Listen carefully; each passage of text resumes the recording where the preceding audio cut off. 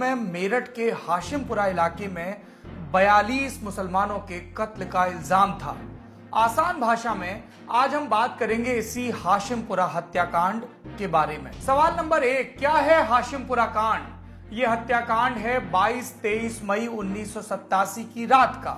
साल 1986 में बाबरी मस्जिद के दरवाजे से ताले हटा दिए गए। इसके बाद उत्तर प्रदेश में टेंशन बढ़ी।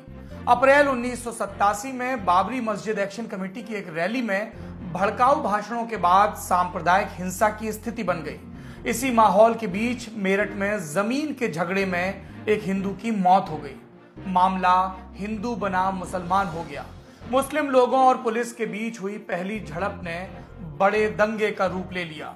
इन दंगों को रोकने के लिए पीएसी की 60 टुकड़ियां और आर्मी के जवानों को बुलाया गया था।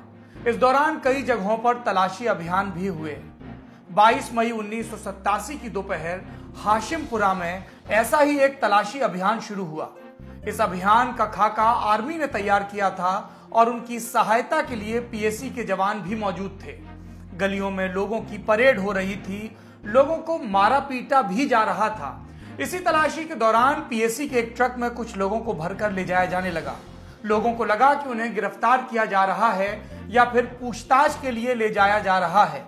हाशिमपुरा से ट्रक चल पड़ा, लेकिन मकनपुरा पहुंचने से लगभग घंटे भर पहले मुरादपुर थाना क्षेत्र में ट्रक को नहर किनारे पटरियों पर चढ़ा दिया गया।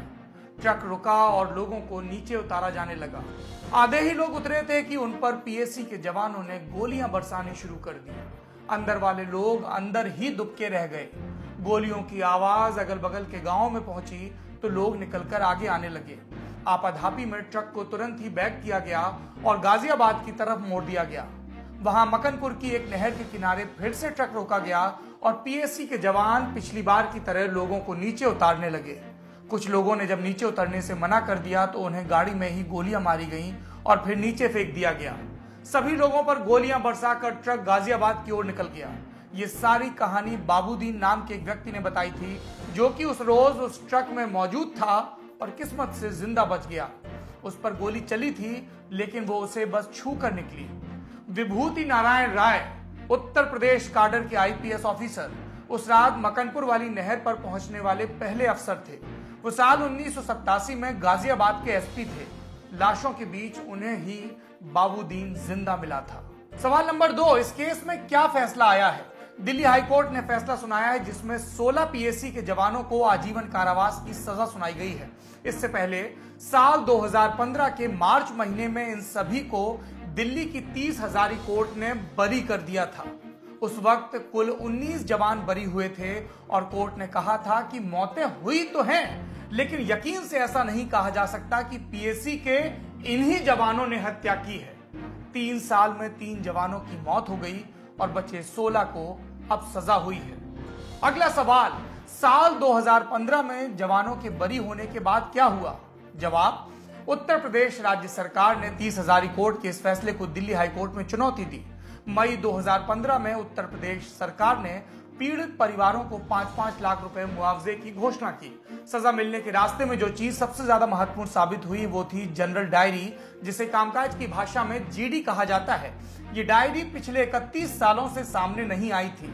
नेशनल ह्यूमन राइट्स कमीशन की सलाहकार वृंदा ग्रोवर ने कहा, उत्तर प्रदेश सरकार कुछ भी सामने ही नहीं ला रही थी, लेकिन फिर जब हाईकोर्ट ने प्रेशर डाला तो सभी के सामने ये ओरिजिनल डायरी आई।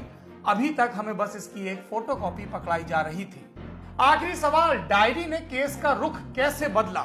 जवाब, नेशनल ह्यूमन राइट्स कमीशन लगातार ये कहता आ रहा था कि मामले की जांच करने वाली सीबीसीआईडी केस से जुड़े अहम सबूतों को दबाए बैठी है। एनएचआरसी ने अदालत से घटना के दिन उस पीएसी की टुकड़ी के ड्यूटी रजिस्टर, लॉगबुक्स और वो सभी कागजात जिसमें ड्यूटी रोस्टर और पोस्टिंग से जुड़ी जानकारियां हो, मंगवाए जाने की बात कही। ये टुकड़ी थी प्लाटून कमांडर सूबेदार सुरेंद्र पाल सिंह के अंडर में 41वीं बटालियन की सी कंपनी और दिन था 22 मई 1987। ट्रायल कोर्ट ने आरोपियों को बरी करते हुए कहा था कि उन्हें यह क्लियर नहीं है कि हत्याएं उन्हीं जवानों ने की हैं जिन पर इल्जाम लगे हैं। लेकिन डायरी सामने आते ही यह साफ हो गया कि मरने वाले लोगों को रजिस्ट्रेशन नंबर URU 1493 वाले जिस पीले ट्रक में ले जाया गया था, 19 आरोपी जवान उसी ट्रक में मौजूद थे। देर से ही सही, देश के नागरिकों को न्याय मिला।